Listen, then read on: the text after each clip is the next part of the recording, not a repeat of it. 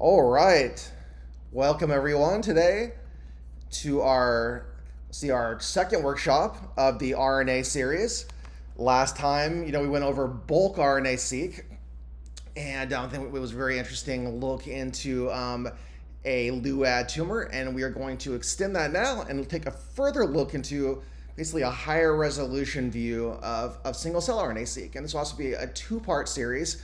We're basically going to go from basically the raw counts to the cell types, and then we'll go from the cell types onto our downstream analysis after that. It's kind of a natural progression. But yeah, so welcome today. I'm glad you guys are joining us. I think this is one of the most popular things people are doing. Single cell RNA seq got very famous around 2017-18, and now everyone's doing spatial, but you have to know this first. Single cell RNA seq is basically the foundation of spatial analysis. Your spatial analysis is basically just doing single cell RNA seq and then more or less projecting it onto a spatial framework to be able to or topology to be able to see what's going on, right? All right, so why do we do single cell RNA seq, right? Well, last time we did the bulk RNA seq, and that's really good with things like TCGA for validation things, and it basically captures this average expression across millions of cells with a tumor sample, right? And we were able to find out a lot of things, but the problem is that's a fundamental limitation, right? It collapses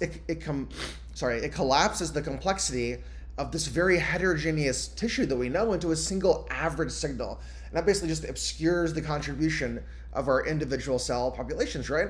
So if we move on to single cell RNA seq, this measures at the cell level, right? And we get one expression value per gene per sample, right? We get one value, instead of one gene per sample, we get one gene per cell, right? And this allows you to look at the heterogeneity, look at the evolution, understand the cell types, all sorts of different things that are going on, right? And that's kind of why we just kind of mentioned why we would want to do, single cell RNA seq over bulk RNA seq, And one more thing, it allows us to do things like detect very rare populations and really talk about the heterogeneity. The only really drawback is the noise and the expense of it. But that's coming down more and more as we move forward. So the cancer model we're working with today is just lung adenocarcinoma, and this is small non-small cell lung cancer, and this is the same exact cancer type we were working with the bulk RNA seq. So we wanted to kind of stay with the same markers, stay with the same cancer, so you don't have to learn a new cancer just to do the next part of the workshop, right? Excuse me. So today our data set comes from Kim et al. 2020 Nature Communications. It's basically a landmark study of 44 luad patients across primary tumors, metastasis, normal tissues, all sorts of things, all sorts of great things. And what we want to do is basically grab one of these tumors and take a look at it. And now, I have never seen this tumor when I made the workshop, so just think about today, we're doing it together. I've never seen this sample. We don't know what's going to happen. We're just going to kind of go through it together and see what we find. And to show you kind of how I would do an initial first pass through a single cell RNA seq analysis. All right. So basically, we'll directly observe some of those same cell types we saw in the deconvolution, right? But we'll get to see them at a much better resolution this time, right? All right. So basically, the overview of what we're doing is be able to pull in our data set up a surrogate object, do our quality control, do transformations. We're going to do our dimension reduction, do graph-based clustering methods, and then take the cell types and finally look at for the copy number variations through using copycat. Look at the aneuploidy. So that'll be really cool. I think this is going to be a really good, fun workshop for us all. So first thing, obviously we set up our environment here. I'll give you a chance to look through these guys. We load up our packages, just like normal. Got a few new ones here. I'll give you a chance to look over those when you have a chance. And then just to understand, the single cell RNA seq workflow from the biology side that we're working with, right? So basically, we're using 10x chromium. Now this is one of the first single cell droplet RNA seq methods that worked really well at a good price. 10x Chromium kind of pushed up the amount of cells you could do per run. Now we've moved on to, there's Visium now, Visium HD, Xenium, but it's the same kind of workflow. And the Chromium workflow is basically exactly the same as the Visium workflow. Well, I mean, this is the Visium workflow. Chromium is the overall pipeline. I forget the name of Visium and Chromium are flipped over, right? So Visium is more like spatial, right? So so it goes from like Chromium to next. It's the single cell RNA-seq. And we moved to Visium HD, Xenium for the spatial. But what I was trying to say is the idea is the same, right? This basic Seurat, foundational based single cell workflow through Chromium is exactly the same thing we're going to be doing with the Visium data. It's literally almost exactly the same. Definitely the same concepts, right? And then when we move on to Xenium, it's just a projection of that on a little bit further. Obviously, there's more spatial aware things. So how does 10x Chromium work after that long spiel, right? So basically, you have these. What happens is you basically lyse your cells, right? You lyse your DNA. Lyse your cells. You have other cells in your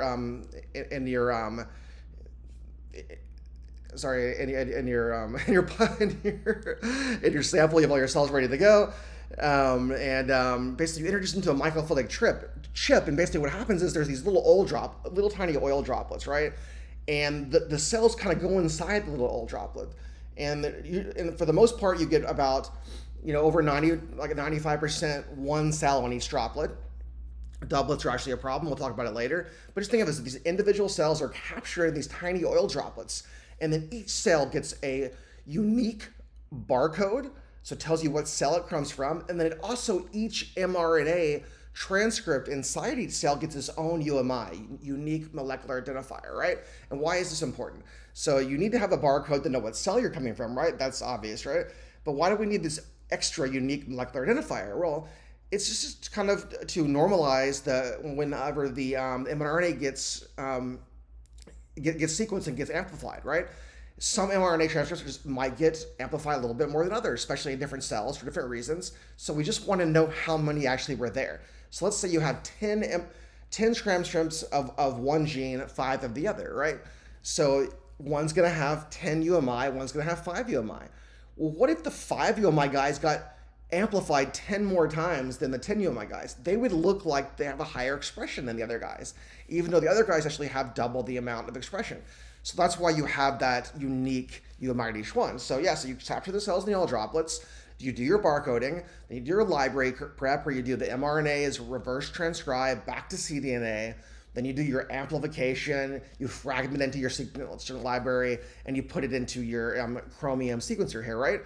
And then we do standard Illumina short read sequencing, where the read 1 is usually the barcode plus UMI, read 2 is the CNA actual sequence. And this runs, the 10x Chromium data runs on the Cell Arranger pipeline, their own proprietary star pipeline. And this basically just aligns the reads, demultiplexes the barcodes, counts the UMIs, and basically outputs this gene by cell sparse matrix of UMI counts.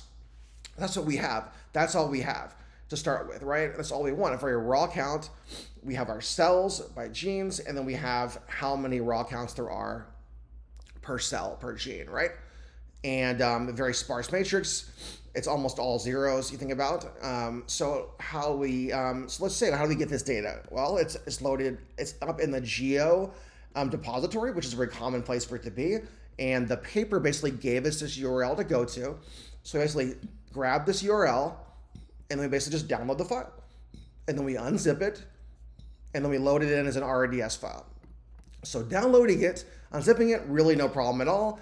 But if you actually try just to do the read RDS, like this right here, the actual file that's unzipped, it often fails because it's just such a huge file that there's these memory spikes during the input. And even with my computer has a lot of cores, a lot of memory, it still killed the upload or the integration, right?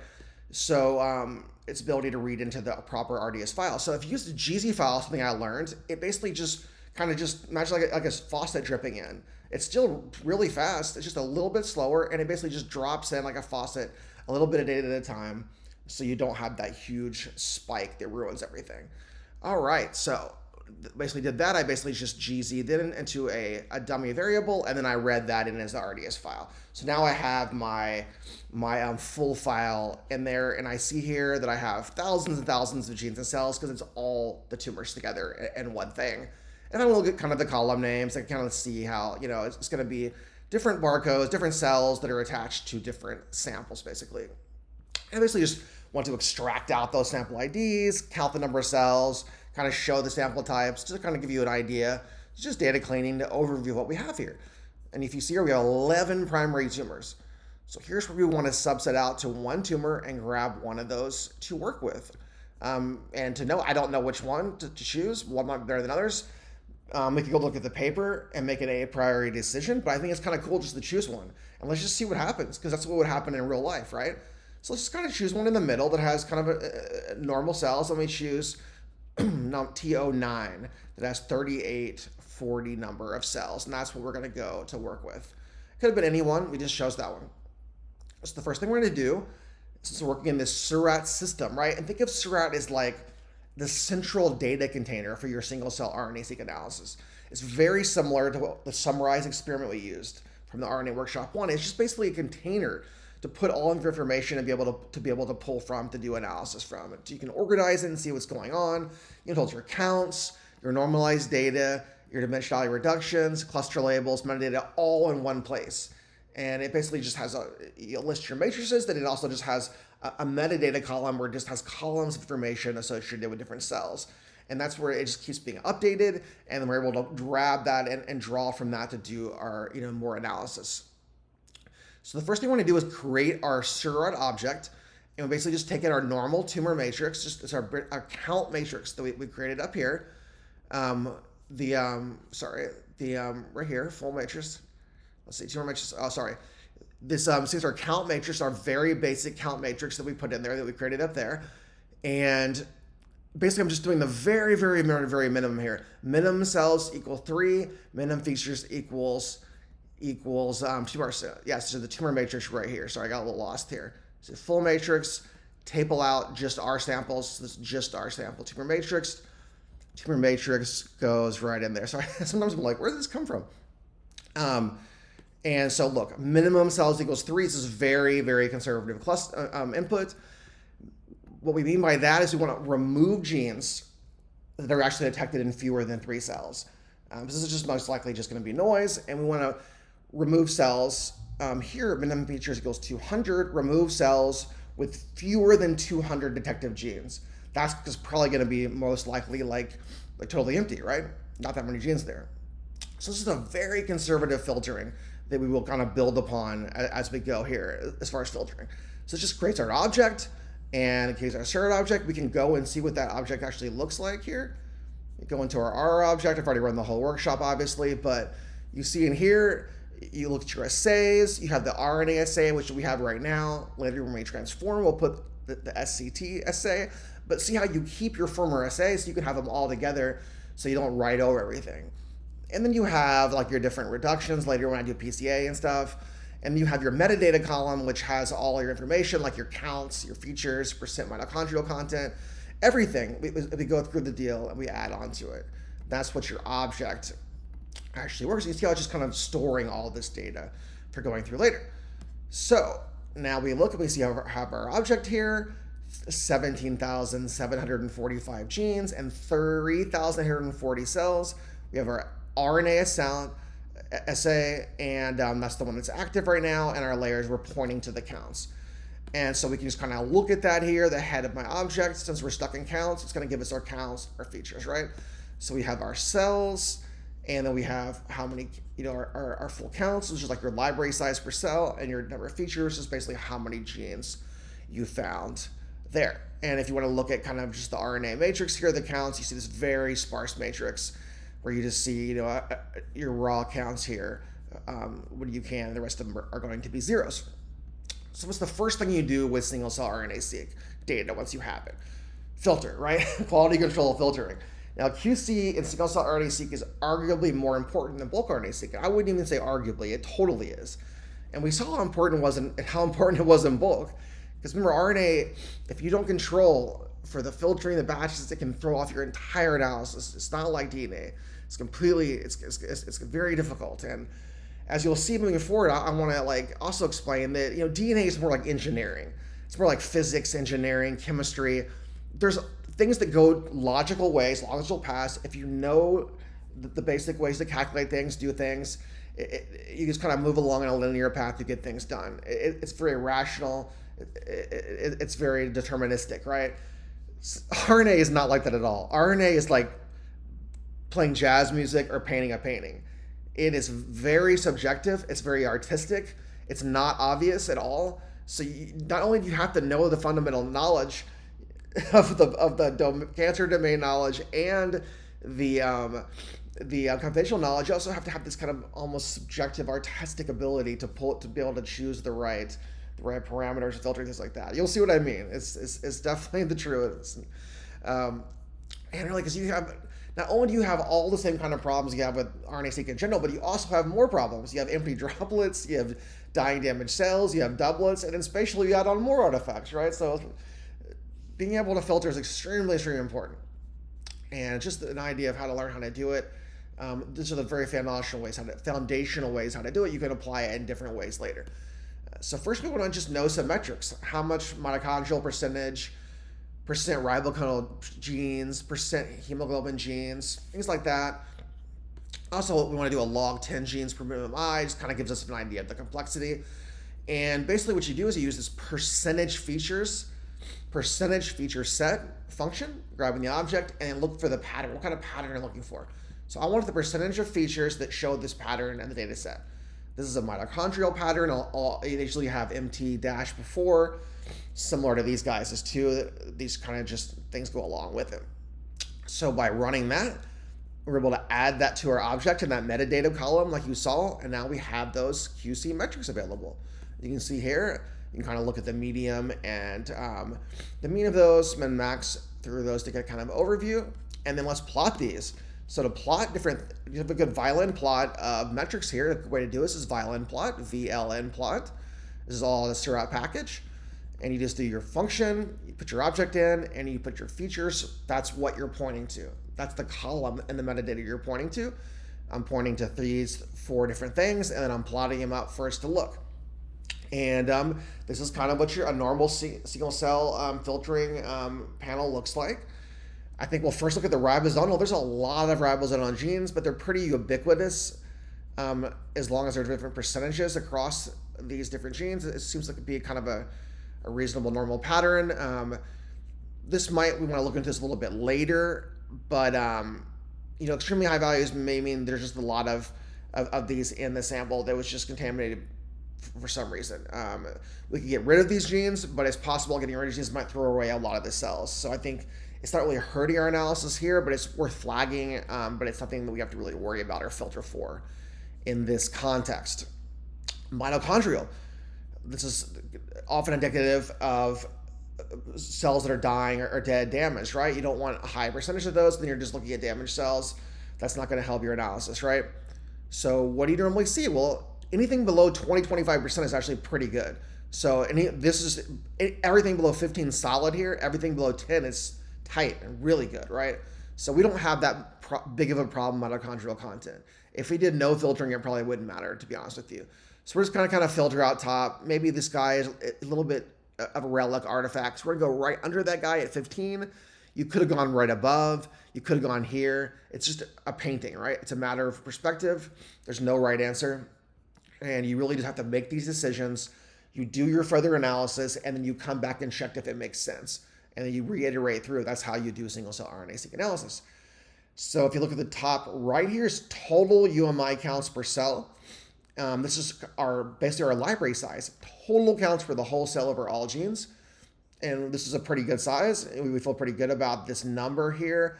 About 40,000 or so to cut off. And just overall, around 50,000 or so. This is around how many you expect. It's a decent library for how many cells we have. And genes detected. Once again, we have it's really good last genes at the bottom, and we have this extra hump here, which is that kind of second wave of important genes. Then it really just tails off, and we could have cut right here, We went a little bit conservative, kind of a little bit higher. But really the idea here is you can be kind of conservative at this point with filtering. You don't have to worry too much. You want to be below 20% or so mitochondrial. UMI, you pretty much just chop off the top. Genes, you pretty much chop off the top. And you take a little bit off the bottom like we saw before, but you don't really, even though I said filtering is super important, you can be kind of conservative at these points.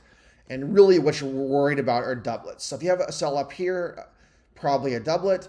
And obviously if you have a doublet, it's going to have more genes too. So this upper filter is really mainly to take out doublets because they're very hard to find. There's basically two different kind of doublets. We'll talk about them later. Homotypic, they're two of the same cell. Heterotypic, they're two together of different cells. Those are easier to find. The latter, the former, are very difficult to find. So that's why we kind of set this higher filter, because it's hard to differentiate between something that high of expression. This probably has a problem anyway from a doublet. So we set these parameters here, and we could also look at here, this kind of UMI counts versus percent mitochondrial. And if you turn your head on your side, you'll see it's a negative binomial distribution as expected that tails off pretty well. And we feel pretty good about this cutoff. It's just another way of looking at the cutoff. And then you look at the features for the counts. You see this nice curve, which you would expect. And the reason, why do you have this curve? Why is it not straight? Well, if you had unlimited genes ever to count, not the 18,000, unlimited, this would be straight, because as more counts, would detect more, right? But that's not the case. We have a limited number of genes. So we start off detecting a lot, tons and tons of genes, and then we kind of tail off as we go because there's less genes to detect, right? Even a million counts is not going to detect more genes that even exist, right? So you have this kind of curve. So that's what you want to see, is this nice curve.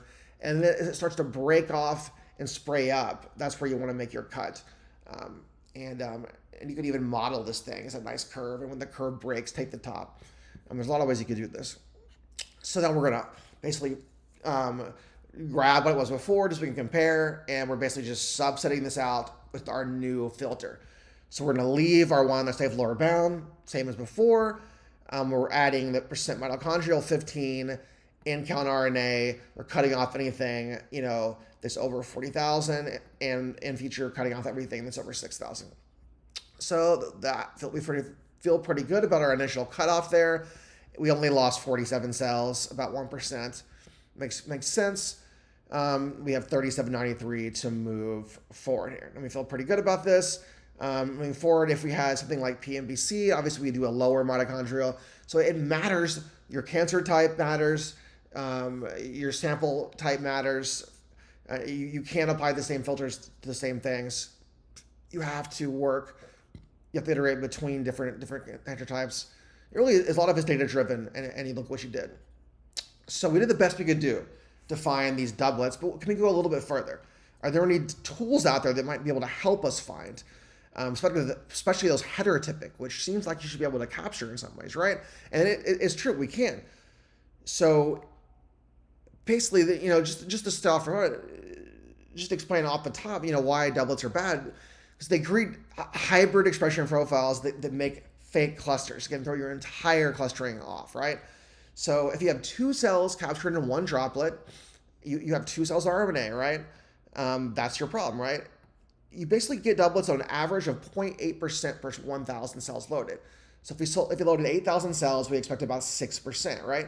So we're looking at, we do it later, but around 3% or something for ours. And you basically express markers of two cells at the same time, either homotypic, like I mentioned, two of the same type, or heterotypic, different cell types, right? These are the ones that are easier to find because they form these artificial clusters, right?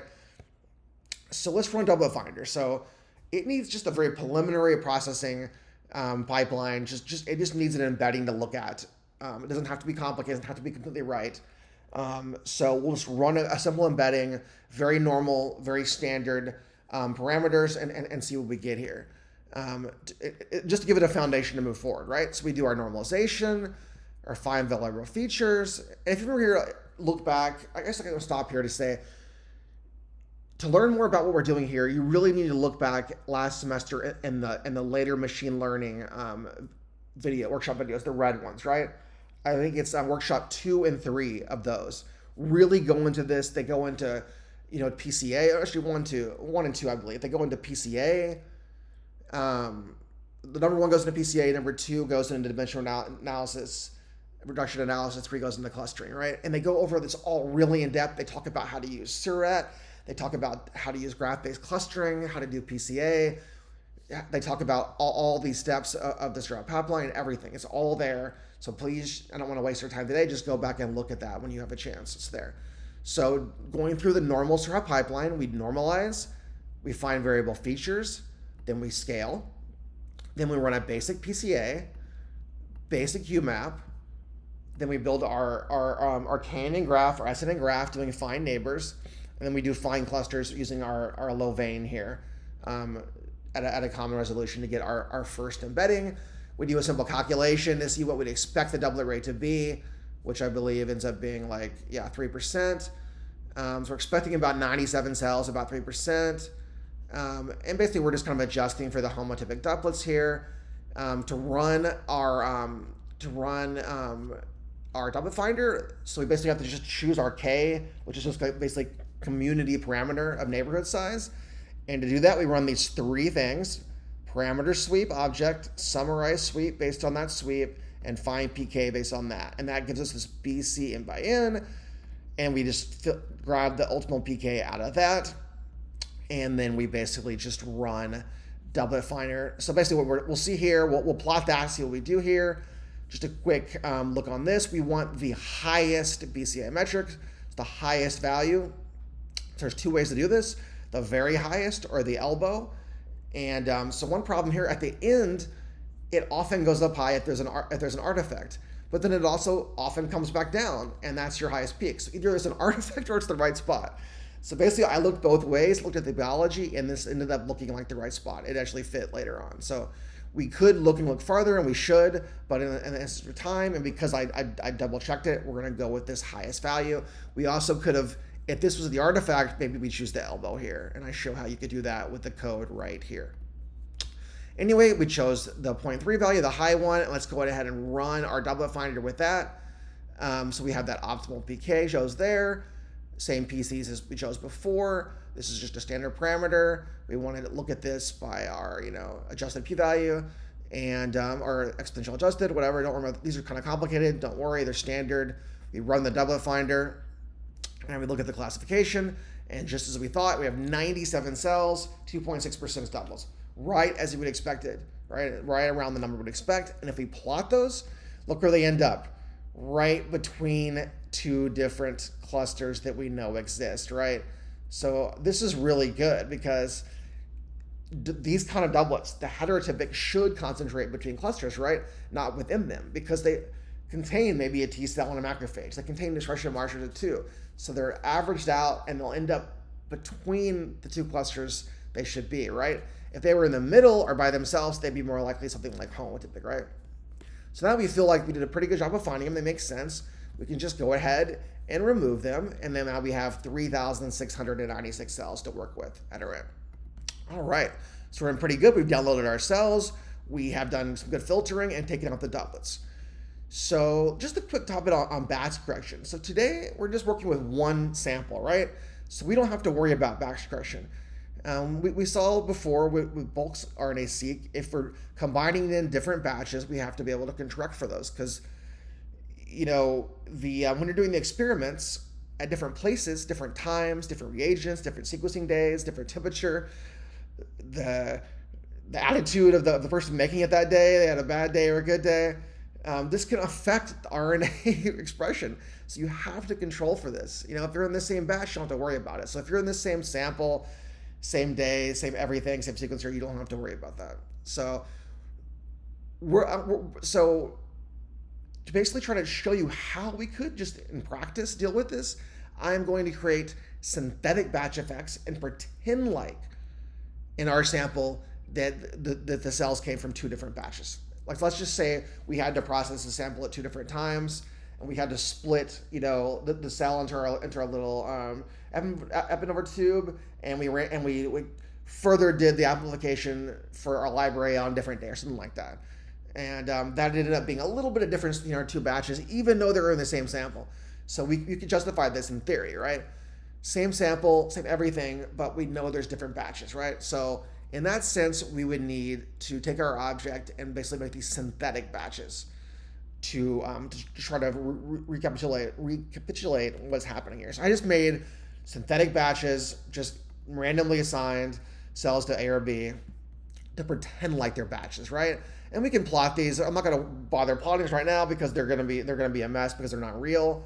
They're going to look like they're not batch effects. But the idea is you plot the batches, and if they're really intermixed really well, then you're good. You don't need to more further. And like I said, you never do batch effect regression if you don't have to. If you even think there's even any chance you shouldn't do it, you shouldn't do it in sequential RNA, because overcorrecting is even worse than not doing it. So what we don't want to see is batches separating clusters by themselves. And that's what you see. That's a real batch effect, and that's what you know you have to get rid of. So let's imagine we do see those, right? Because these are batch effects. How would we deal with this in practice? So the first option is very easy to use, I think, within Surat is harmony.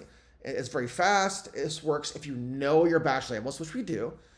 And to run this, we basically just say group variables, group by the batches, which we know, right? We already have that column, the batch column, right? Same easy dimensions. And we basically just set run harmony, and then we just basically have to recluster them, rerun our UMAP, and we look and see how, if they're dispersed now, then it works. If they're still separated out, we may have to go a little farther. But if they're likely going to be dispersed, harmony works pretty well, and you'll see that in the further lectures. You would know the batch is now mixed. You would know you feel good about it. What's another way you could do it? If you wanted to try another way, more conservative approach that has you have more hands-on ability to change parameters, you can use the reciprocal PCA. It's the RPCA, kind of the old version of how we used to do this in Surat 5 years ago or so. And it's its own integration method. And basically what you do is you split up the samples, you look in there, you find your variable features, and you find anchors between the two samples that are similar, and then you integrate those anchors, kind of anchor them together when you pull them together. And it's good when the batches differ substantially. So harmony can maybe overcorrect in these situations. So if you have huge differences, maybe it's the correct way to go. Harmony is going to try to find differences. It's going to overcorrect. So what you do here is you split this up by batch, and then you redo your normalize and find variable features. And then once you have those, you select your integration features based on what those variable features are in the two different batches, and then you set those up as anchors between them, and then you use these anchors now to integrate them back together.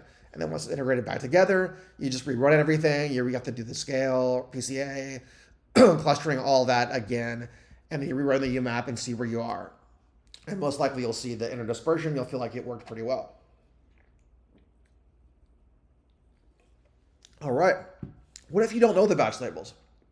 Sometimes you're like, I know there's batch effects here, but for whatever reason, I don't know the batch labels. What can I do then? So you're in trouble now. And I would encourage you to probably not do it.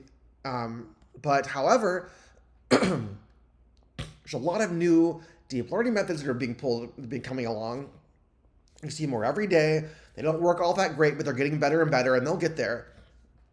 And they basically model the data based on what they would try to find those covariates in the data.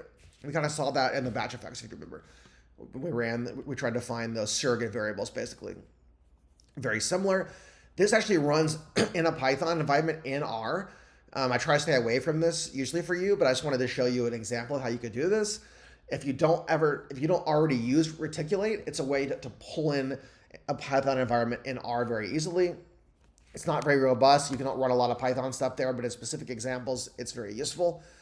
If you don't have that yet, you can install Mediconda. If you have Mediconda already in your computer, as you should. If you don't, you can install it through Reticulate if you want.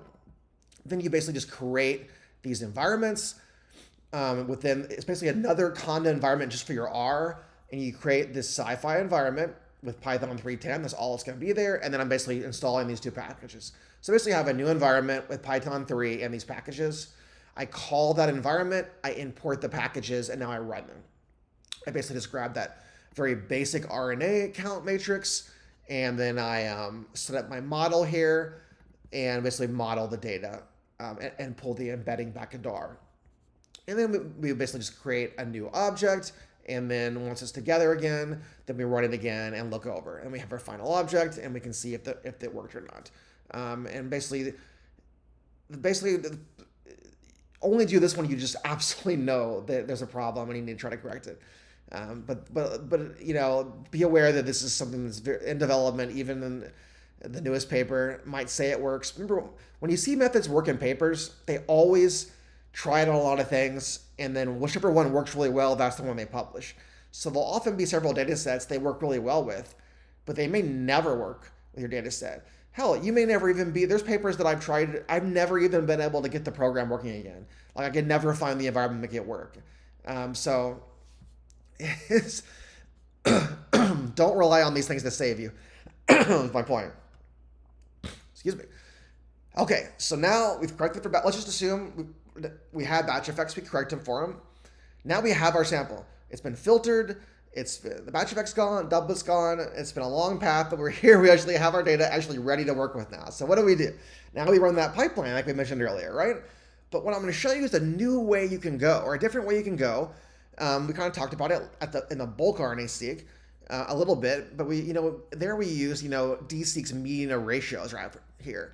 But now we'll use SC transform, which is basically a regularized negative binomial regression that models the relationship between sequencing depth and gene expression. Now, D-seq median ratios looked more at the variance, right? This has to look at variance too, but also pull in sequencing depth and gene expression across to try to balance it across all these different cells. It's much more complicated to do, right? So you saw earlier we did the log normalize, right? The normalize, scale, find variable features. That's kind of the old way of doing it, and you can still do it that way, and it still works. Or you can do the SC transform, like I mentioned. It works a little bit better for single-cell RNA. It models dropout, which is very important, and it basically replaces those three steps. So you just run SC transform instead of normalized data, find variable features, and scale data. And that's kind of the default choice people use nowadays. It's very easy to do. You just put in your object, set this to V2, because it's the V2 version, and you want to regress out our mitochondria. What does regress out mean? Well, it's basically, you leave the cells. You're not taking out any cells that have bad mitochondrial content. You leave everything in there, but you don't allow that signal. You cancel out the signal in this transformation. So that signal does not have as strong as an effect on the result here of our transformation, our normalization, right? And you can do more. You could have regressed out ribosomal genes. If you have a lot of cell cycling genes that are taking over clusters, you can take those out. Any custom thing you can do. You set up a column in your short object, you regress out here. So this is a very, very important thing to do, and be able to, a very powerful tool here to either help or ruin your analysis. So you basically run that, and now we have our transformed object, and we have our 3,000 variable genes. It collected in there for us. And what's going to drop, we're just going to look at the top 15 variable features really quick, see if they even just kind of make sense here. And when we kind of take a look at them here, we plot them up here, we see things are jumping out and make a lot of sense already. We see these kind of surrogate genes here, along with NAPSA, and that really marks that AT2 epithelial cell. And that's really a very, very common thing to see. And LUAD, you're also going to see things like FTL, CCL18, APO, SPAP1. It's a great macrophage marker that reflects macrophage myeloid, GNLY. Right here does cytotoxic T cells, and so on and so forth. It's hitting our biology, so it looks like we're grabbing the right things here. So you feel good about that. So then we can go further. So the next thing, we have our variable genes. That's great, but before clustering, we need to kind of reduce this down, this high dimensional space, something more manageable to look at. So let's move this down into lower dimensions to be able to do our analysis, to really grab at our signal, not let that noise really hurt us. And that noise really does in single cell. So the first thing we're going to do, like always, is for PCA, for a dimension reduction. So we're going to basically run PCA here on our object, very conservative number of values, and we'll look at our elbow plot, and we feel like 30 looks pretty good number to grab there. 20 to 40 is pretty normal. If you wanted to look a little bit further, you can look in to see what those dimensions, what genes actually are in those dimensions, and you'll get the loadings too. Sometimes you want to see like how far the structure keeps up, That helps you with the cutoff as well too sometimes. If you'd like to look into those a little further, you can at a later time. But we feel pretty good about what we got, I believe. And now we'll jump on to really visualizing this. And we'll put this in a UMAP and TCD to put those 30 PCs down to 2 dimensions for plotting. So we'll basically just run a pretty basic setup, UMAP, nearest neighbors 30, dimensions 1 through 30, minimum distance 0.3, very standard setup. You could mess with these if you want, but for now, this is something you would go back through and mess with later, but this is our first run through for iteration. If we stop here, we never get anywhere, right? And just to kind of see the TSNE too, which won't be as good, but we'll take a look at it too. We compare these, they look pretty similar. It looks like this guy is just a squished down version of this. We see mostly real clusters, and just kind of a reminder of UMAP, that it keeps global structure a little bit better than TSNE, but you really still only look at local connectivity means more than global. Always be aware of that. You can read that down there. So now that we have our UMAP, we want to do our clustering, right? And this is very, very, very, very important because this will form the basis of our cell types, right? So Seurat uses graph-based clustering, which is what we did last semester. And this works in 3 steps. You basically build this K-NN graph in PCA space that is refined to kind of this neighbor SNN graph, and then you kind of chop off the communities using the Leighton algorithm. You can think of it as like finding friend groups in a social network. And we go into the math of all this a lot more complicated back in the earlier workshops. So basically what you do that is you just go find nearest neighbors with our basic parameters, find clusters. We use algorithm 4 for Leighton. Always set random seed every step of the way here, or you will not get these things again. There's very random. It's very dependent on the seed. Leighton's the better one, so always choose algorithm 4. And resolutions, we're doing all of these because we want to look at these all later in one of the practice problems. But we're going to take 0.5, 0.8 is more of the normal kind of standard values, but we're going to choose 0.8 for now, and I'll show you why in a little bit. So I basically just did my stuff, and I was like, okay, out of all those, I want to actually use this as my resolution, right? So you can kind of see here, as we know in the past, that as you add a higher resolution, it always gives you more clusters. And if you think about it, one's not really more right than the other, necessarily. It just matters what you're looking for. If you want to look at something that's extremely, think about it as controlling the granularity. Excuse me. Low resolutions merges populations to broad groups, right? You might want to be looking at super broad groups where high resolution splits them into more fine populations. But if you want to know like major cell types, you don't want to split them as much. You want a lower one, right? Or if you want to look at subtypes, so let's say T cells, you want a higher one. So there's always this balance. And remember, the way you really kind of do this is you want to grab just the major cell types, and then you want to grab one of those clusters to recluster. And then one of those clusters to reclusters, it's like a China doll situation here. That's how you want to handle this. You don't want to try to knock everything else on your first glance. Now, once you know everything, you can maybe go back and try to find some of those things, but that's not how you want to do it. You want to be kind of reasonable at first, then break it down later. So that's how we're kind of choosing it in the middle here. And we can also run clustery on this to kind of see what is going on, where we see, if you remember, each color is our different resolution, and each number is the cluster, how big it is, right? And you can kind of follow clusters down. We're choosing 0.8, right, which is what? 1, 2. Let's see, purple got cut off here. 1, 2, 3, 4. 1, 2, 3, 4. Looks like a couple of these got cut off here, but it's okay. We're not using them anyway. But you can see how this cluster is the same every step of the way. It may change numbers, but it doesn't split at all. So those are the clusters you feel really good about. Other ones, they kind of just split off as they go. And if you look at the bottom, there's going to be over clustering. So there's really this balance into what you want. So we're choosing this one, right? So, and this way, you might say, well, why didn't you choose this? You wouldn't, this may have overclustered. But I looked at it as this is the overclustering here. So I wanted to stop it from this next break where it total splits off here. So I felt pretty good about this being pretty solid, this being a next step, and then where you start getting a little bit of the resolution, because you want to grab a couple of things, right? But then this doesn't do much at all, right? It just kind of goes to the same thing.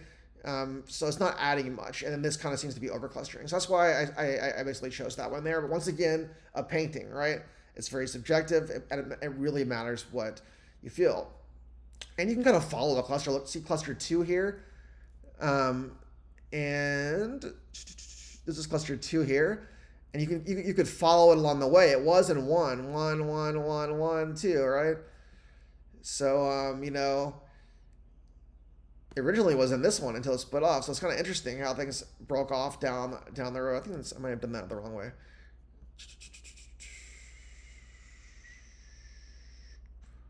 Oh yeah, I went one too low. This one too, right? So 3, 2, 2, 2. That makes more sense. So 3, 2. Right. So these were both. These were probably both the same one, which they might be different T cell populations, and they've split off, and we kind of want that split, right? So that's a split that we actually care about. It's actually a good split. That we'll actually see later. It actually does make sense. But anyway, so we feel good about these small clusters we've nailed. Things are split up pretty well. I feel pretty good about this clustering. It looks pretty solid, and it'll be interesting to see what the annotations show, right? And we can also look at kind of just the expression here across the different cells, just to see if our mitochondrial content was ridiculously high in one, maybe we should cut it. But we see what we expect. 1, 4, 9, 10 are the highest. 1, 4, 9, 10. So interesting. So these seem to be big populations here. These are kind of smaller populations, but they have high expression. So this might be some kind of tumor-related activity going on here. Myeloid has high expression too, and we also see we also see 4 pretty high. So just we can kind of already look and kind of see where things might be. It's good kind of sanity check on what you are looking at. See things like 1 and 10 are very high complexity. So they seem to be very high. Something's going on in 10. 1 and 10, myeloid tumor-like, possibly. I don't know. 4, 13 are kind of average. 2, 3, 5, 6, 11. Those are kind of those that seem more interesting. That could be what we're looking for. Possibly immune cells, something like that. I don't know. All right. So now that we've clustered our cells, so we've got our data, we've filtered it, taken out the doublets, we normalized it, right? Corrected for batch effects. We've done our dimensionality reduction. We've clustered it. We've made our heat map. It's looking great. What's left? All we have to do now is just annotate what those clusters are. And by knowing what those clusters are, we really have an understanding of the heterogeneity of what's going on in this tumor. So it's going to be really exciting to see what we get, right? So we're going to do this 3 different ways. 1, manual annotation with canonical markers. 2, automated annotation with a single R reference data set. And then finally, we're going to look back to the real, what the paper said was real, and see if it's real. Nothing's ever right. It's what people just say it is.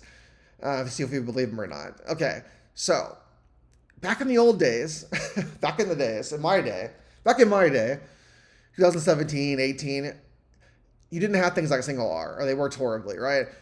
All you had was manual annotation with canonical markers, right? And everyone had their own little data set, their own markers. People would hide them, they wouldn't share them. You go to a conference, I'm not going to tell you what my markers are. Markers were everything.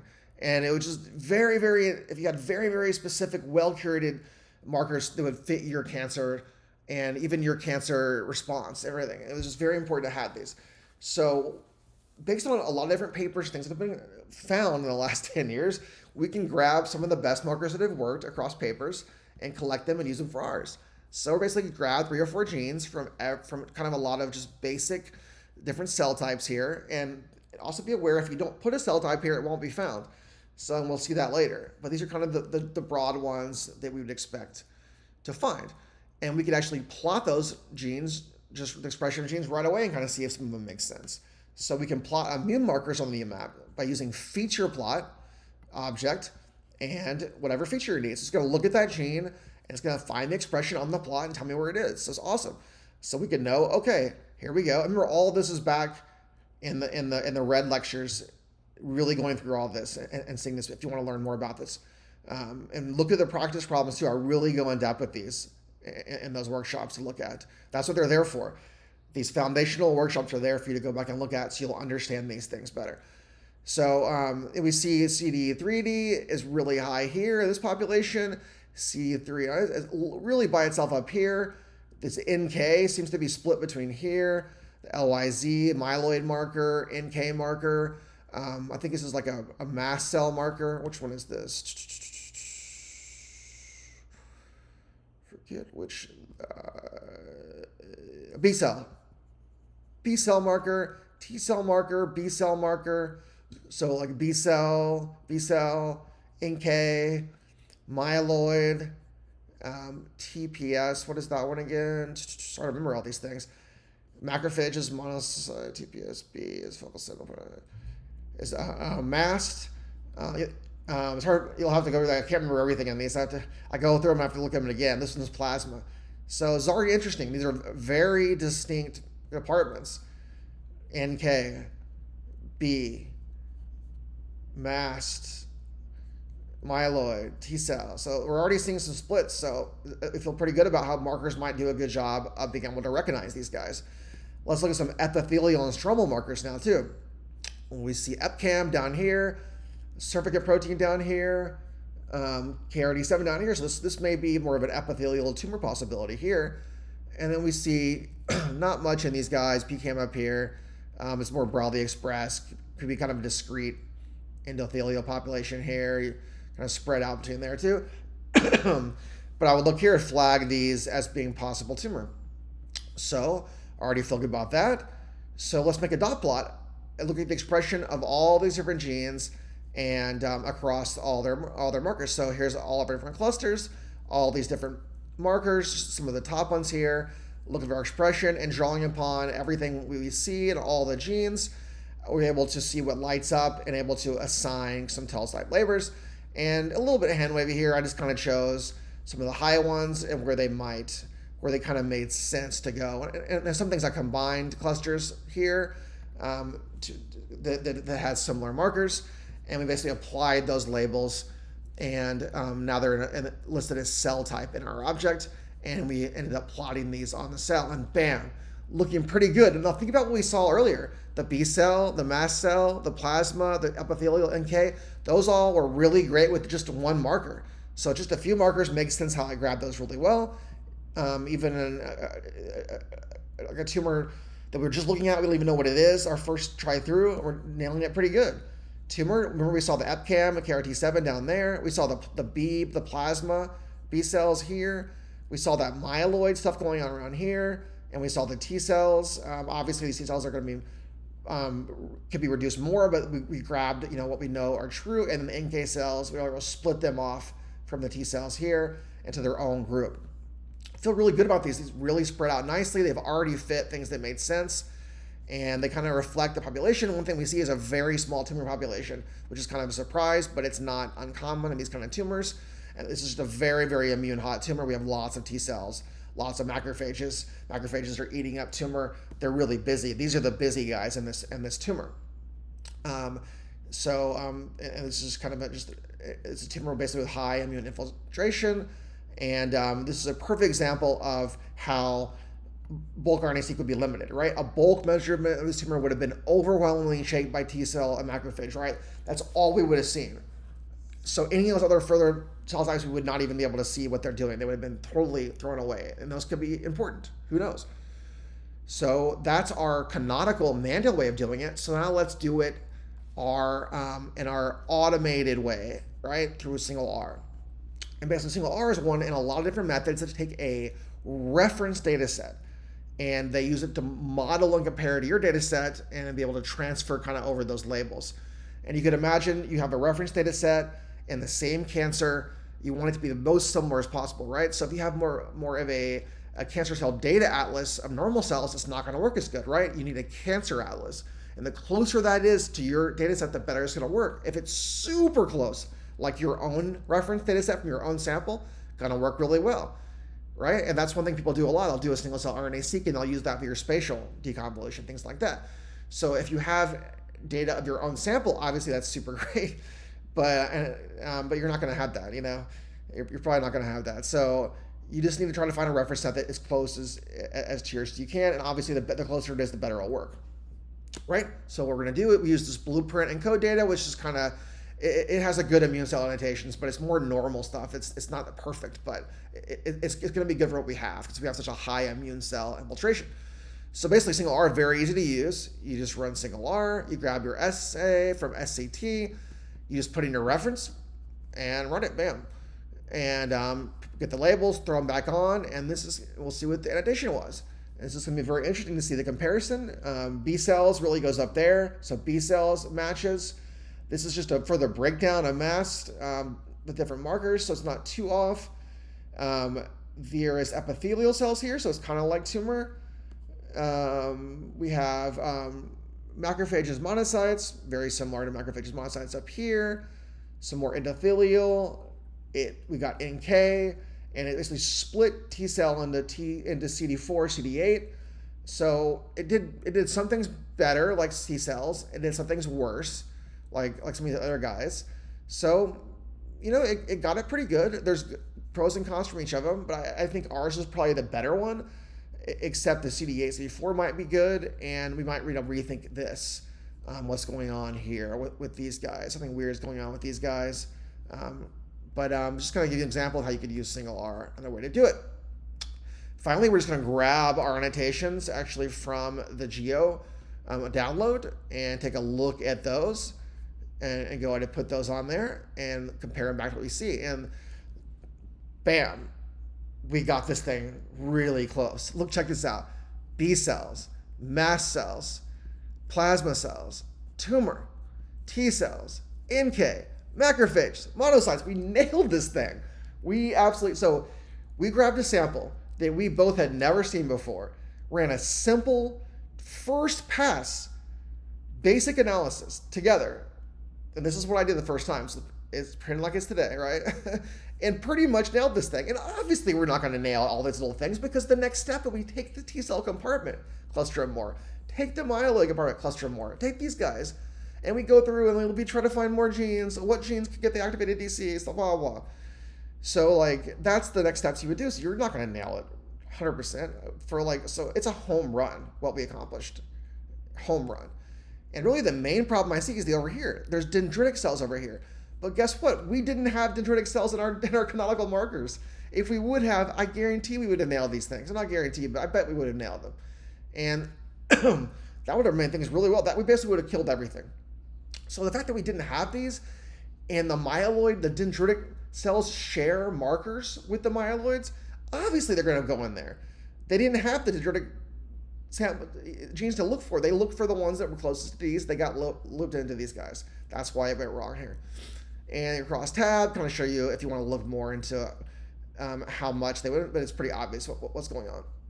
So what do you do once you have your annotations? Well, the next step, and I'll just kind of just briefly do this because we're going to go into this more our next lecture or downstream, but you basically go to the next step. You grab the T cell compartment and go another step to cluster it again, do everything exactly the same, and just find the next level of resolution, right?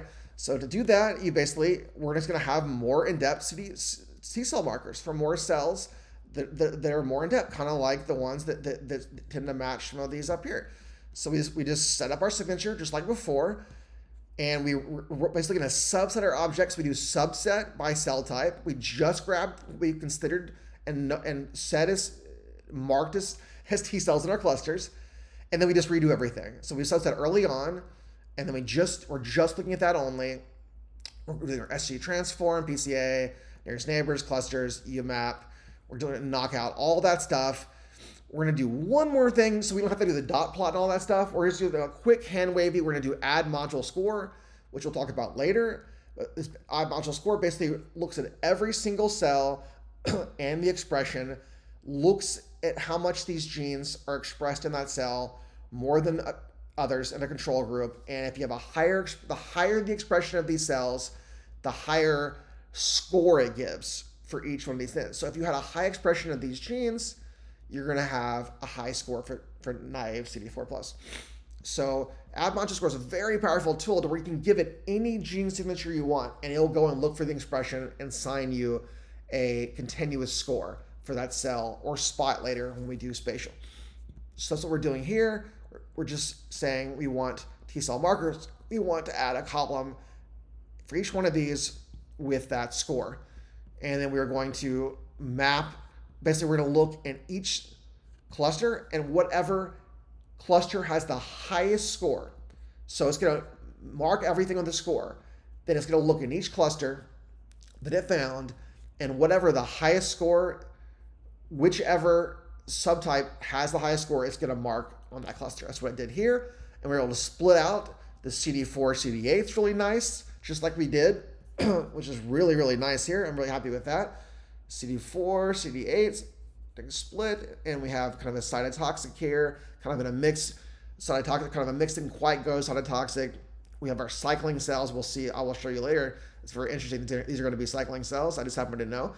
And we have our Tregs here. So we have a really good population. We see how we were able to cluster our T cell subtypes and go a step further and learn more about like what is actually going on there. And we can take our myeloid compartment, do the same thing, and we can run introductory analysis.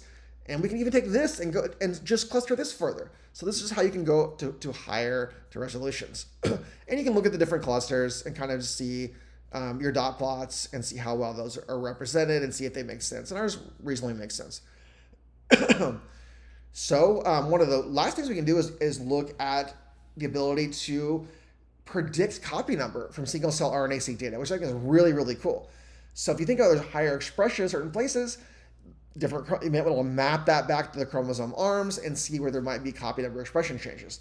And one of the hardest things to do in solid tumors is actually to find the tumor cells inside from the normal cells and split them apart. So what we want to do is two major things. One, find the aneuploidy, find the tumor cells, or the ones that have aneuploidy, and then two, look in the tumors in that aneuploidy and see what the changes are. So two different things we want to do.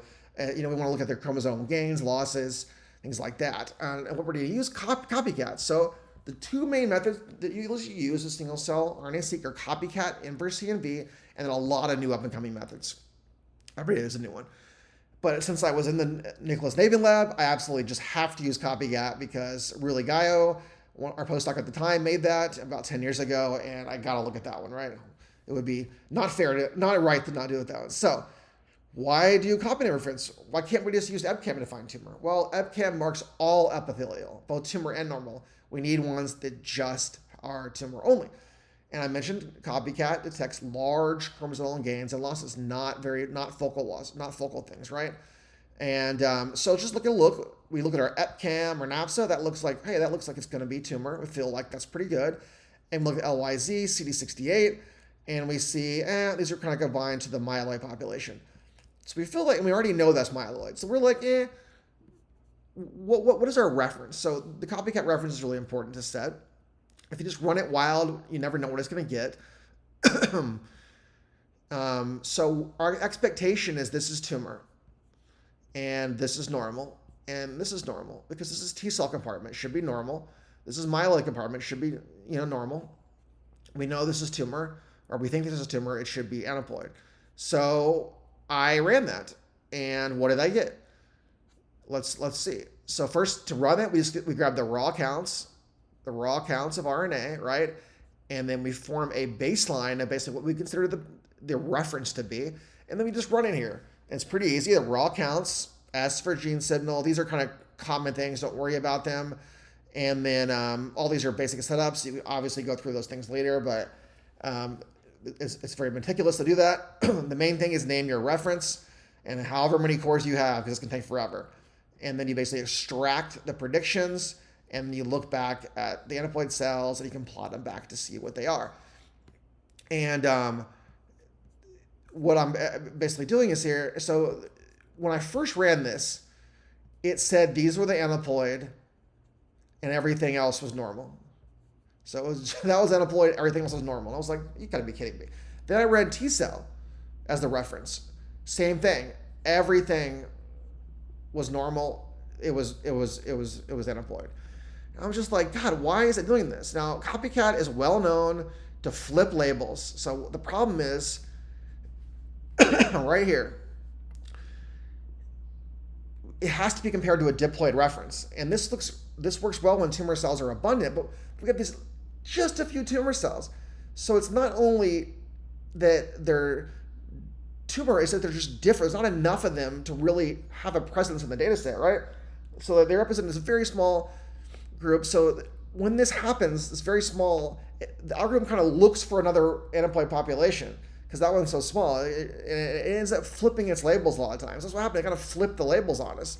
got us the wrong thing. So this is very documented. This very happens, and this is very important. I'm glad it happened because it teaches you have to baby these things along. Copycat, inverse CNV. When you're doing trajectory analysis, cell chat, they have to be babied. They're never going to work with just putting the data in. Their auto things never work. You have to baby them along every step of the way. You have to have some biology knowledge already about the tumor to help baby them along and reiterate through it to get it right. And that's basically what I did. So, what did I do here? I said, oh, well, I want to call normal cells just T cells. I want to call normal cells all these T cells, all these guys. And I kept getting the same problem. And kind of like we did with the bulk, I just said, I'm tired of this. Everything that's not tumor is normal. So I basically set up the baseline is not tumor, just like last time. I just said everything that's not tumor is going to be normal. Okay, and I ran it again, and then this is the result I got here. And this is the best result I could get. And the good thing here is we know that's tumor, and it's tumor. It says it's tumor. We know that's normal. It says it's normal. So T cells are normal. Tumor is tumor. So this is great. Our problem is that this aneuploid still says this aneuploid. Why is this the case? And I'm going to argue this is an artifact. And what is probably happening here is these macrophages are we already saw they're highly expressed. They're working really hard right now. And what's happening is they're eating the tumor cells. And not only are they stressed and doing a lot of stuff already, they're eating those tumor cells. So tumor DNA is literally inside them. And this is not spatial, okay? They're not far away. They're right on top of each other. They're eating the tumor.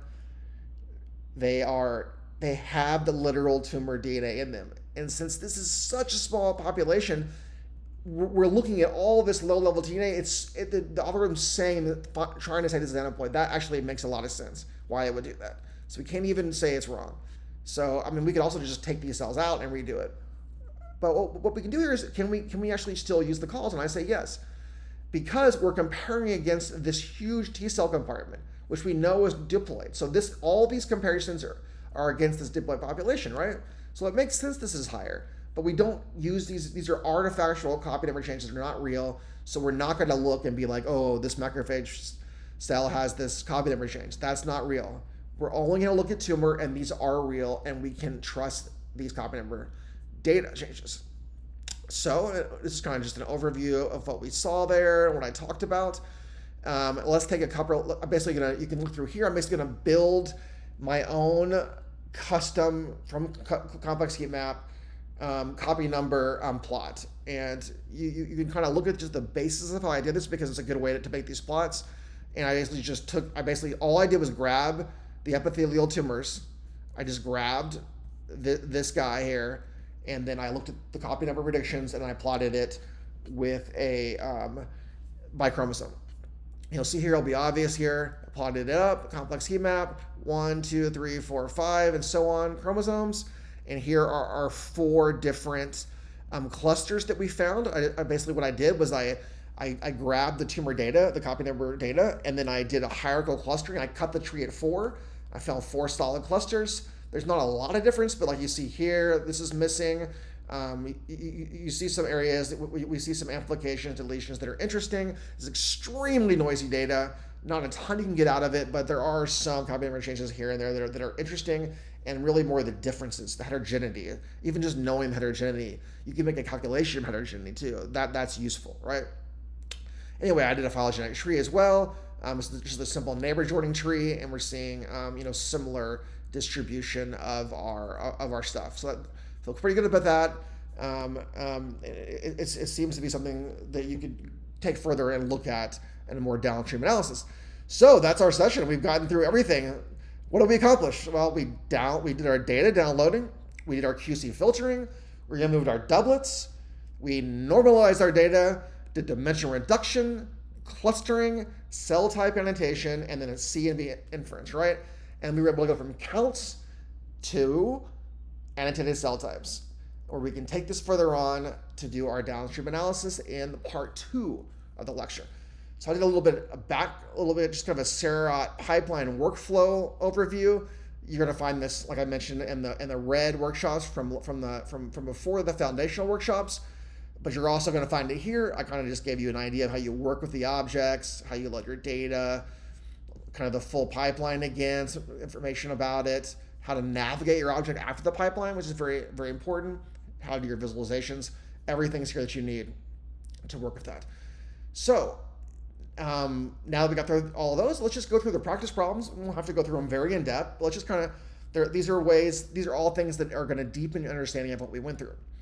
So one thing people always ask is like, how sensitive is my QC threshold? Or how much will it affect my data if I change it? Oh my God, like how do I set, in the second one we're gonna do, how do we set our clustering? So setting our filtering, setting our clustering resolution, it's extremely important. And how do you even do it? It's a painting. How do you even teach it? Well, it's great. I don't even know. I'll try. But remember, it's subjective, but extremely important. So let's just kind of recreate that unfiltered object and do a couple different filterings and see what changes. So we're going to recreate the object, but we're going to take out that last step. Remember that minimum feature equals 200? We're going to get rid of that so we can make one even more lenient. And then we're going to set up basically 3 different things. One's the workshop. This is basically a filtering strategy. One's going to be super lenient, it's letting everything in. One's going to be super stringent. It's not going to let as much in, right? It's going to take less counts, less features that are going to be let in.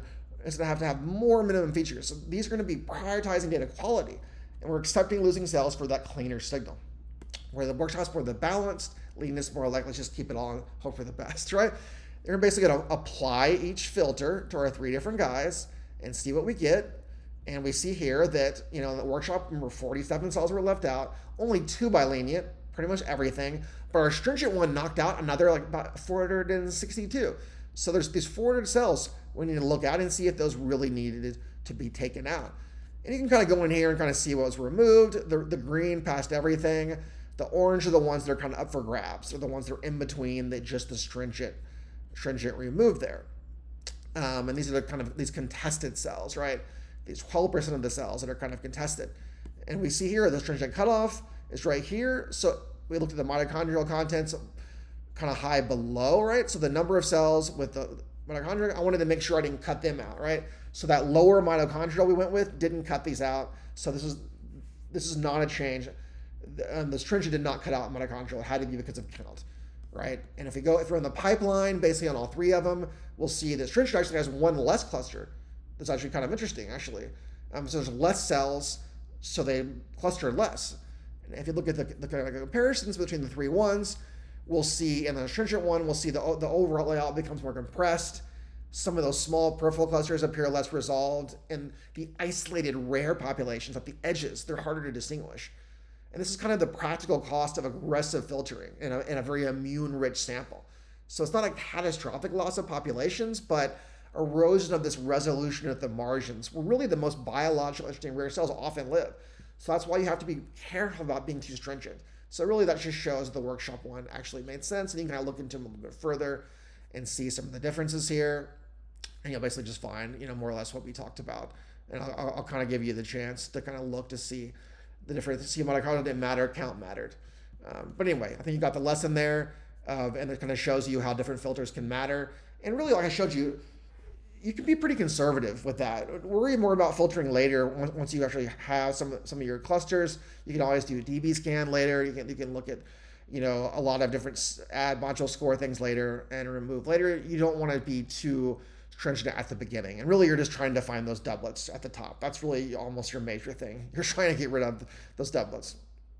So what happens if your clustering resolution goes wrong? So what if you try different ones? I remember we chose 0.8 as our balanced choice. Well, let's choose a few more and see what we find. Well, remember we chose all those before, and we found that the higher resolutions, we had higher clusters, right? So let's just choose the workshop one and compare the lowest and the highest, which is 7 clusters and 21, and kind of just see where we're at, see what it looks like. So I basically did that, and we looked at, we basically, we already did that, right? So we're just kind of plotting them out here. You just choose your identity for each one, and we'll see our clusters plot out here. We have more clustering here, and you'll see resolution 1, the entire myeloid compartment is one thing. The T cell populations, there's just 2 here. But we look at 2.0, we see lots of these are clustered here. It's just completely over-clustered, really. It's getting more toward what we should be, but it's over-clustering things like the myeloid compartment. So you can see that resolution 8 kind of sits between these things. Like this is unlikely to be real biology. Point 0.8 kind of sits between these extremes where it kind of preserves the major boundaries while resolving the small rare population still. And we'll kind of look at it a little bit further. It's like, so how would you diagnose, just in general, underclustering? So let's just look at the markers and see what would it have looked like if we would have kept our resolution and tried to look at the clusters. And what we end up finding out is we find clusters, like we found one cluster that had NK T cells plus T cells in the same cluster. If you were really, really early on, we had that NK marker. At the very top, the NK was overlapping with the T cells. So what happened was when we did our underclustering, that cluster actually came together. That cluster came together. We lost that. See, that cluster's that's all two, or that should be NK. So that cluster shares the markers for these two things. So that shows you this undercluster, right? So it gives you an idea of how you can find things that are underclustered. You can kind of see here how it maps up here. How would you do overclustering?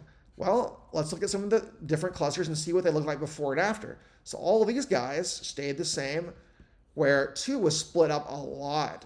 So cluster 2, workshop 2, resolution 8 was split up into all these different ones. So 4, 6, 7, 8, 10, 12. Which one is that? 4, 6, 7, 8, 10, 12. Sorry. 4, 6, 7, 8, 10, 12. Okay, so it's the T cells. So it's totally split up. A lot, and then we'll look at, and we'll see out of the ones that are split up, which are the biggest ones. And we're going to say that 7 and 8 here, if you look really close here, are going to be the biggest ones. And I'll show you here. We'll do that mathematically. So we're going to try to find the biggest clusters out of here. We want to look in the cluster that have the biggest split and find the biggest clusters and see if that split made sense. So we found that it was cluster 7 and 8 made the most sense. So we're going to do differential gene expression between those two clusters and see how different they really are. If they're super different, they should be different. If they're not different, they should have kept together, right? So basically we just chose the resolution. We did find all markers. We found the genes. Look at kind of the genes here. I'll let you kind of look into it more. But lo and behold, we actually found real biology. If we expected something to be overclustered, which it is, we expect there not to be real biology. But it's kind of a trick on. We actually did find, if we didn't see real biology, we'd be like, oh, overclustered, we're fine. That's not what we're seeing. We're actually seeing real biology. So we're like, this seems like it's obviously overclustered, but it still has real biology. It's probably some kind of gradient. So it possibly should be kept together. It's kind of hard to see, maybe not, but it should be understood more as a gradient, that it's okay to be held together now, maybe separated later. And if we kind of look at that, we kind of take that attitude, we plot that out. If you look a little closer, if you go through, you'll see the biology reflects this gradient. And you look at here, there's kind of just this, you see there's a little bit blue and red in each one, and there's likely some kind of gradient here. Now we know when we go further, these are specific different T cells. So they actually are different clusters. So it just matters, what do you call a cluster? What do you want a cluster to be? What level of it, right? More macro cell types, more cell states. Anyway, there's really, and we can look at the cluster tree or more and kind of get a better idea of how to, decide what cluster it should be.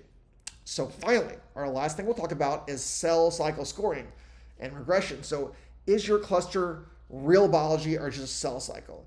So this is a big problem, right? And we see that in tumors at any given moment, there's cell cycle problems happening, right? All the time. There's cell cycle being disrupted. There's cell cycles overactively dividing, right? So any given moment, some cells are actively dividing. They're in the S-G2M phase, or they're resting the G1 phase, right? Proliferating cells tend to share a set of expressed cell cycle genes, regardless of their cell type. So if you see a cell, a cluster that's very distinct, that has a mixture of cell types, and it's by itself very distinct, those are probably likely going to be cycling cells. They're not a real cluster, right? And if they're all one thing, then you might be like, okay, they have cell cycling genes, but they're all one thing. That's one thing. So we have to know, is this just a proliferating cell type, or is this just a cell cycling artifact? If it's complete cell cycling artifact, we want to take that out. Because you don't want to have clusters that are just defined by cell cycling. So first thing we're going to do is we're going to score each cell for their cell cycle phase. And we can just grab the genes, just like we did the last time before. And cell cycle basically, it's basically built into Sera. Basically, we have these genes. We have our S genes, our G2M genes. We're going to score those using this thing called cell cycle scoring. It's similar to add module score, but for cell cycle.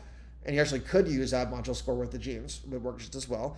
We're doing our basic RNA assay, and we're going to normalize the data and then run our cell cycling scoring.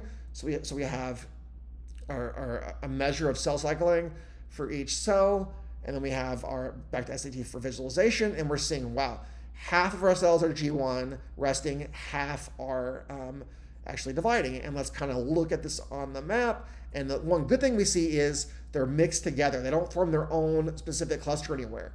So they're not a cell cycling artifact. Something actually real is going on here. And if you see here, all these T cells seem to be dividing. All these myeloid cells seem to be resting in a way. So all this is very concentrated, but it's scattered, so we know it's not totally taking over. The reason we don't see it in tumor is they're probably quiescent. We expect to see them there too, but that's very interesting. It's probably some quiescent T cells. Let's see.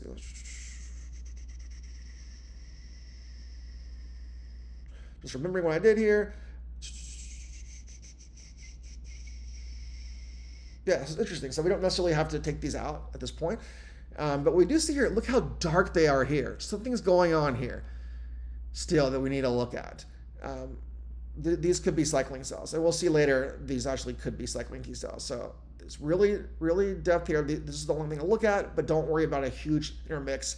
And it's definitely not enough to regress out. And like you see here, the tumor epithelium is really low, was kind of unexpected. But, it could be this just very small quiescent epithelial population. We have a lot in T cells and B cells. That's more to be expected. And we kind of see here that if you look at our S score, if we look at our cycling score, just our expression level, Venn plot is always our sanity check, right? 13, super high. What's going on with that? Well, 13 is going to be that cluster over there. That's cluster 13, which is probably going to be a cycling T cell population that's more of a gradient and not a total cell cycling cluster. And it's just here, right here. And so we don't have to worry about that. We'll kind of just flag that. And we would not want to remove this. It's a cell cycling regression, right? But what if there was a cluster really bad and it was intermixed?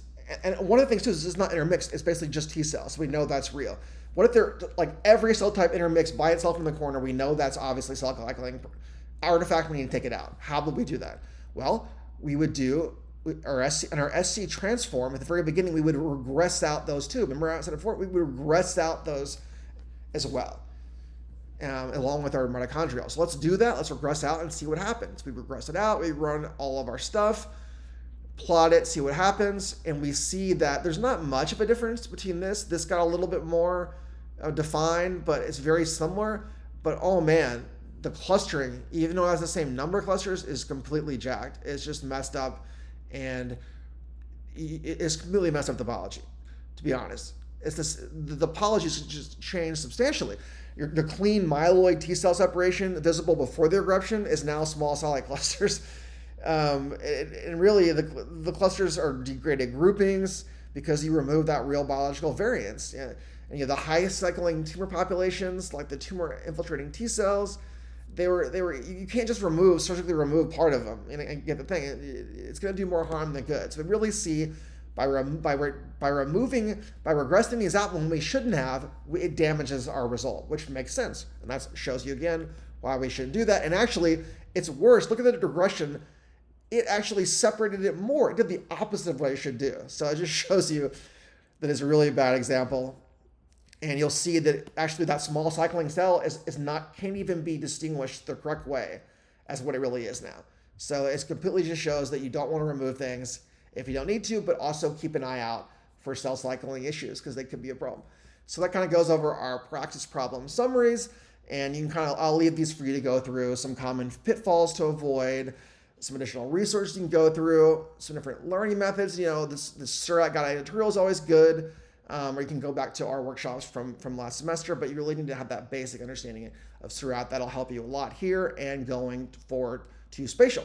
Now, so that's the finishing. We finished up single cell workshop part 1, where we went from the raw counts, right, to our annotated cell types. And then our next workshop will be the part 2 version of this. And what we'll do here is we'll do like differential gene expression, we'll do pathway analysis, we'll bring over things like FGCA, GSVA, and MF from bulk. We'll further do that T cell clustering, we'll do more macrophage clustering, look for that M1, M2 polarization, and then we'll jump into some cool trajectory analysis and cell-cell communication and how to integrate some of your samples. And then we'll pull some of the results from part 1 into part 2, so you'll have to use those as input, but they are produced by this file, this workshop, so they won't be hard to find, and I'll also include those later. So thank you very much for coming for our for the first part of our single-cell RNA-seq workshop. It was really fun, and I hope you guys learned a lot. I really enjoyed doing this with you together, and I'll see you the next time.